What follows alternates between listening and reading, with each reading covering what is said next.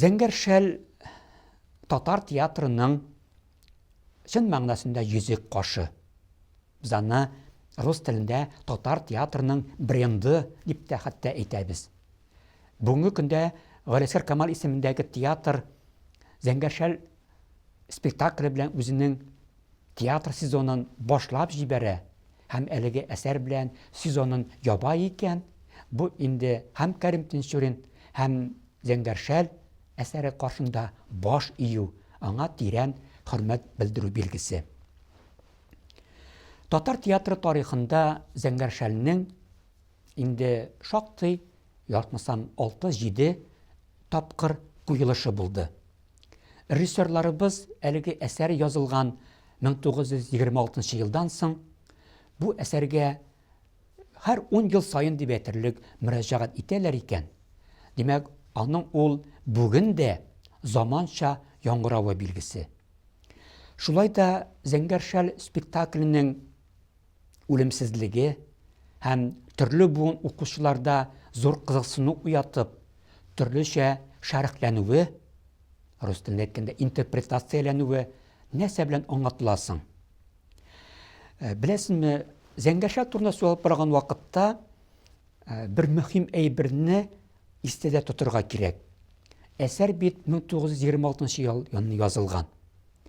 Бу ел, бу чор ул татар әдәбиятының, мәдәниятының җитди үзгәреш кичергән чоры. Һәм ул вакытта ике мәсьәлә совет чоры тудырган миф буларак алга куела. Аның берсе үткән тормышны, татарның элекке тарихын зур сызлану, борчылу, кайгы хәсрәт аша тасвирлау, ягъни үткән чорга бирәктә патша самодержавиесе дәвренә тәнкыйть күз белән карау булса, икенчесе аның совет чорын, яңа җәмгыятьне мактау, зурлау, аның киләчәгенә мәдхия уку. Кәрим Тинчурин үз чоры язучысы буларак, драматургы буларак, әлеге мифлардан билгеле азат була алмаган. Шуңа күрә дә без Зәңгәр шәлдә нәкъ менә әлеге ике мәсьәләнең үрелеп, кушылып баруын күрәбез. Әгәр дә җитди сорау куябыз икән, Кәрим Тинчурин әлеге әсәре белән үз чоры укучысына нәрсә әйтергә теләгән, нинди идеяны яклаган, үткәргән дип сорау бирсәк, билгеле бер каршылыкка да килеп чыгарга мөмкин без. Игътибар итсәк, әсәрнең төп геройлары булган Булат һәм Мәйсәрә язмышы беркемне дә битараф калдырмый. Автор сүрәтләгән вакытта аларның язмышы нәрсә белән бетә? Әсәрнең финалы укучыга, тамашачыга нәрсәне аңлата? Татар театрынан, драматургиясеннән һәм гомумән классик әсәрне аңлауда бер яклыгына юл белән барганда бер катлы нәтиҗәгә дә килергә мөмкин. Булат белән Мәйсәрә бит зур гөнаһ кылдылар. Алар бит бер яктан Ишан хәзрәтнең йортына ут төртүчеләр арасында. Мәйсәрә бит Ишанның никахлы хатыны, Булат бит аны урлап китте. Аларның киләчәге бармы? Алар бәхетле гаилә кура аламы? Җавап бирүгә мөмкин түгел. Авылга, шәһәргә китеп яши алмыйлар. Аларны каторга көтә. Чөнки Булат алдарак бит Мәйсәрәнең абысы Җиһаншаны үтерде. Дөрес, уланы ялгышлык белән үз-үзен яклап, саклап үтерде. Ләкин ул барыбер җинаят кылды. Һәм әлеге җинаятын ул иптәшләре белән, кашкыннар белән Ишан хәзрәт йортына ут төртү аша да арттырды. Әнә шундый каршылыклы сораулардан да без читкә китергә тиеш түгел. Әмма икенче яктан караганда, менә без классик әсәрләргә бәя биргән вакытта һичшиксез әсәрнең бер яктан үз чоры сорауларына үз чорындагы мөһим җитди мәсьәләләргә җавап бирүен истә тотарга тиешбез. Икенче яктан, без аны классик әсәр дип саныйбыз икән, демәк, анда урын алган һәм мәңгелек кыйммәтләрнең якланышын, сакланышын да күрергә тиешбез. Алар бармы? Булса нәрсәдә? Әйдәгез җавап биреп карыйк. Иң беренче, һичшиксез, Кәрим Тинчурин үз чоры укучысына җавап бирә. Һәм бу яктан караганда ул Ишан хәзрәтне нәкъ менә әсәрдә кара көч буларак тасвирлый. Бу яктан 20нче елларда алып барылган сәясәттән билгеле котыла алмаган. Һәм әйтергә кирәк, бүгенге көндә дин әһелләренең әлеге әсәрдә сурәтләнгән Ишан хәзрәтнең шундый кара, ямьсез образына бәйле кайбер таләпләрен мин аңлыйм. Әгәр дә без бүгенге көндә татар җәмгыяте дингә, дин әһелләренә йөз белән борылганбыз икән, демәк, әлеге дин әһленең әнә шундый бик тә кара буяуларда әдәпсез, әхлаксызлыкның арт ягына чыккан кеше итеп сурәтләнүен кабул итү кыенрак. Дөрес, без кат-кат искәртәбез аны. Автор бу очракта дин әһелләрен, Аллаһ Тәгалә яисә диннән бигрәк аның аерым бер кешесе, бер вәкиле аның әдәпсез, әхлаксыз эш-гамәлен фаш итә. Ләкин гомумиләштереп караганда, ул барыбер бүгенге көн таләпләренә бәйле билгеле бер каршылык тудырганын да күрәбез. Игътибар итик, әсәрнең исеме Зәңгәр шәл.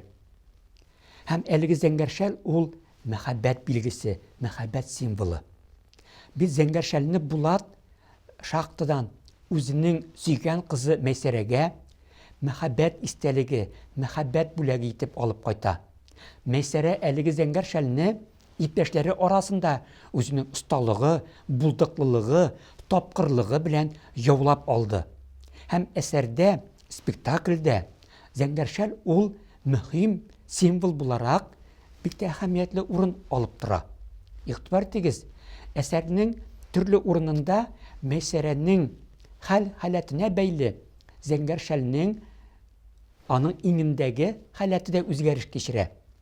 Әгәр дә Зәңгәр шәл ул аның башына бөркәнелгән икән, демәк, кызның күңелендә бәхеткә, мәхәббәткә омтылыш һәм моның мөмкинлеге ачылды дигән сүз.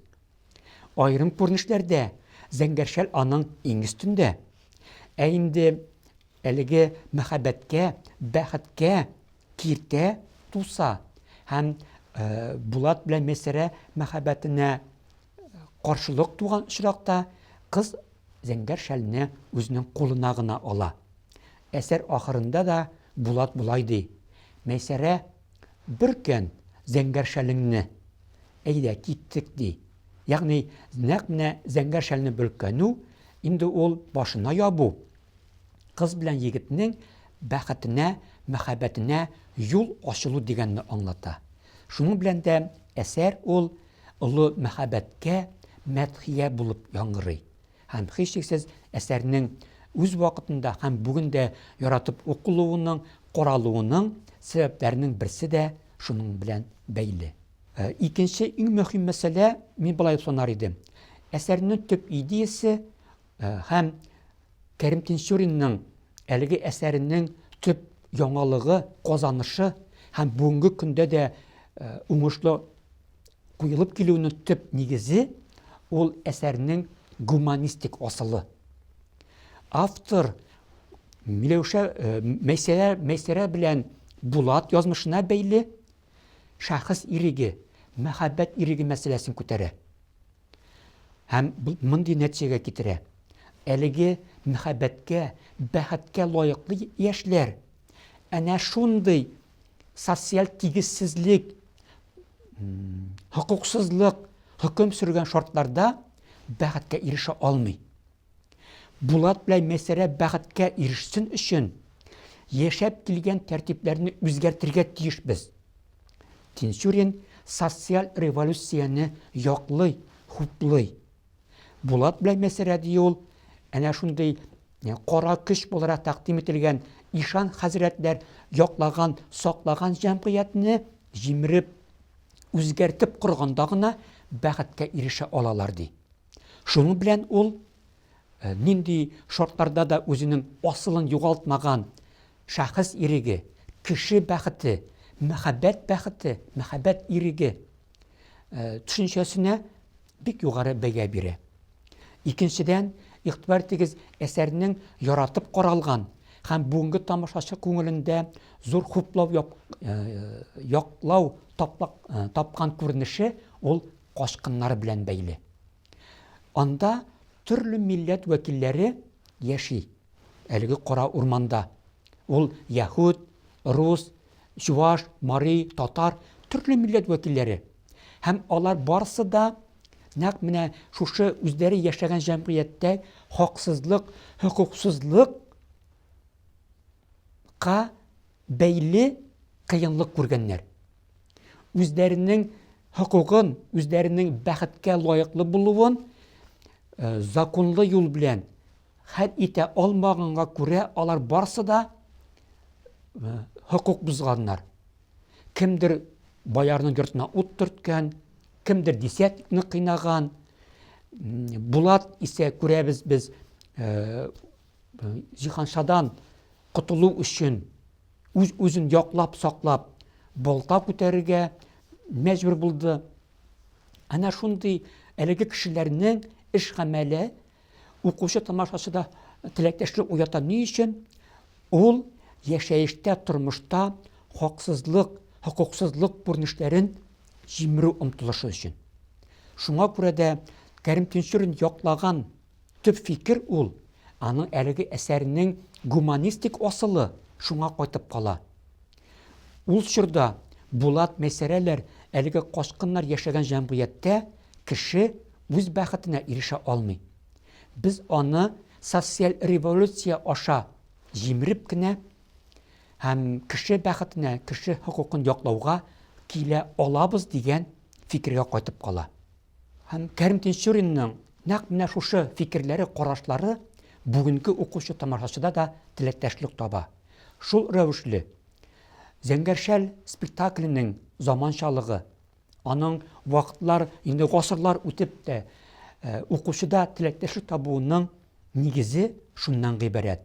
Берсе ул татарның үткән тормышын гыйбрәтле вакыйгалар аша безгә тәкъдим итсә, икенчедән кешенең социаль тигезлеккә, бәхеткә хукукы мәсьәләсенең мәңгелек булуын һәм моның өчен көрәшеп яшәргә кирәклекне һәм моның кеше күңелендә һәрвакыт булуын, яшәвен күрсәтүе белән бүгенге укучы тамашачы өчен дә кызыклы, әһәмиятле, гыйбрәтле булуда. Менә әсәрнең кыйммәтен, әһәмиятен мин шулай аңлыйм.